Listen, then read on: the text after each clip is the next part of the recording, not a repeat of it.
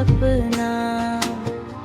तेज मोर दिल के धड़कन हवस तोर में बस गे मोर अपनापन।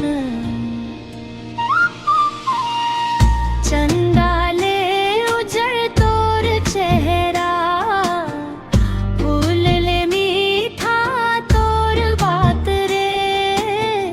तोर संग हर पल जिए के चाहत, तेज मोर जिंदगी के सौगरे। तोर संग जीना रे मोर सपना।